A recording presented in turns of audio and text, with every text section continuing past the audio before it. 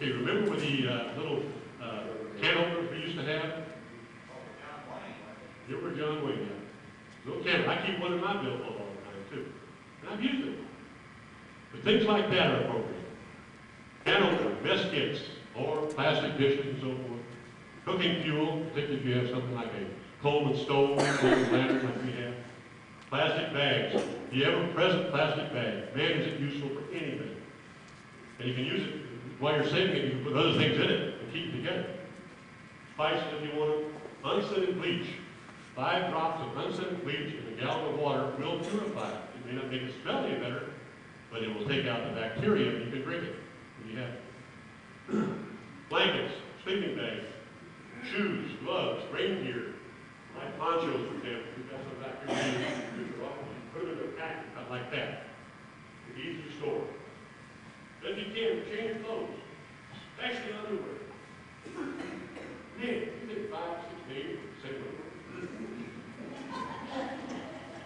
Fire extinguishers, for rich, or a pair of blocking pliers is good too.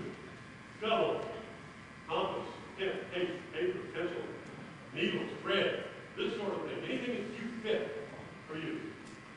These are important. Sanitation and hygiene items, toilet paper. I really get toilet paper. If everything's closed, and the stores are falling apart.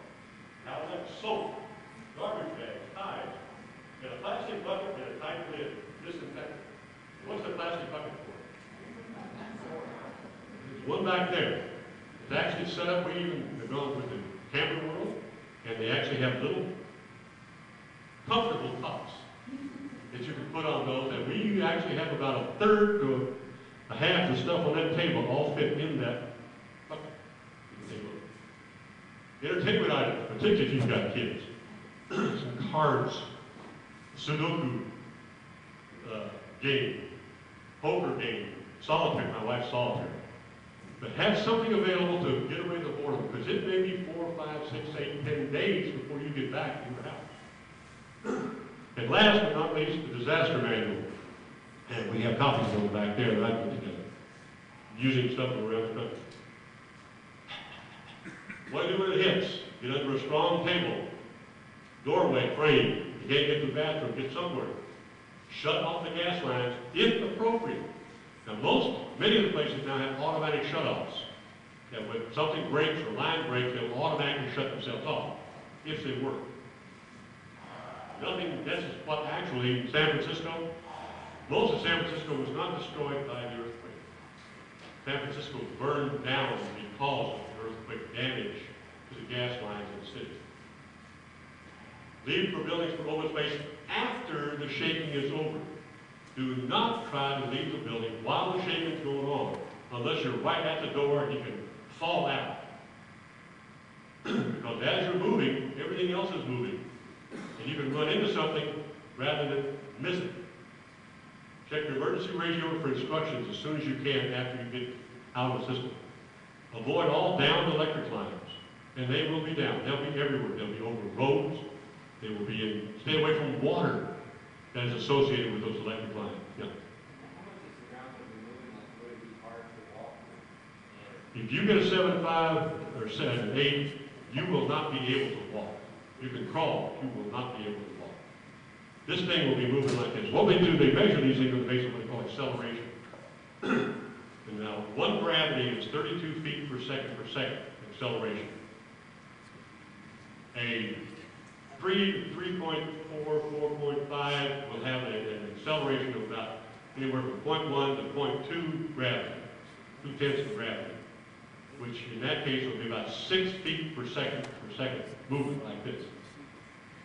When you get above that, you get up to about 0.5, 0.6. Now you're in situations where you're at ranges of 6, 8, and 10 feet per second acceleration. In other words, you can be moving that fast. The gravity will be moving up and down that fast. So you will not be walking in terms of a heavy earthquake at that time. 2s, 3s, and 4s, yeah, no sweat. 4.5s, 5s, you begin to worry. 6s, hit the ground and stay there. Okay? Stay off the roads except for emergencies. Several reasons. Number one, the roads are going to be crappy. There were those pictures we showed a while ago where the roads themselves were displaced, cracked pavements. There are going to be ambulances out there. There are going to be fire trucks by responding, trying to keep things going. And if you go out there and you get smashed a couple of tires on a couple of cracked pavement, you're going to block the road. People are going to die because of it. Stay off the roads anywhere you can until it stops shaking and your radio tells you it's safe to leave, which is why you have the disaster kit and the food and the supplies. Okay? I'm almost done. You can go to sleep. You can wake up now. Earthquake, I'll tell you one word, will happen, probably unexpectedly. We can't predict them. We have no idea when they're coming.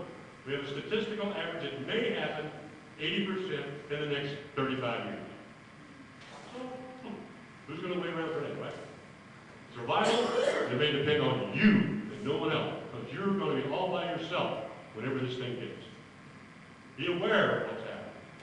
Be prepared. Have a disaster plan. This disaster plan, again, is applicable to tornadoes, blizzards, whatever else may happen. Floods.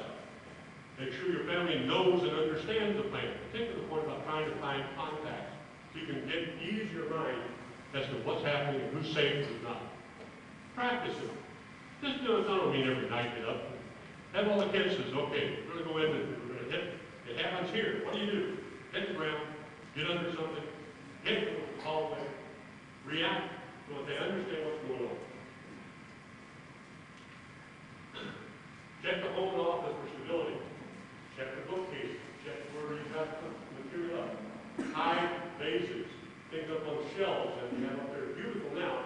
But if you ever have a 3 or 4 or 5 pound vase fall 6 foot height on you on a tile floor, chips, you have glass flying everywhere. And if you have about 6 or 8 of those and they all go down at once, it's like a set of mortar bombs going on. So be sure you go through and check for the things that you can make reasonably stable. Figure out where to go for help. Where are the hospitals? How do you get through them? Where are the emergency response centers? Where do these shelters that are going to be set up in such a case? This may be one of them. The armory would be one of them. There are places all over town that the Red Cross authorizes and sets up. These are the places you need to know where they are. You may never use them.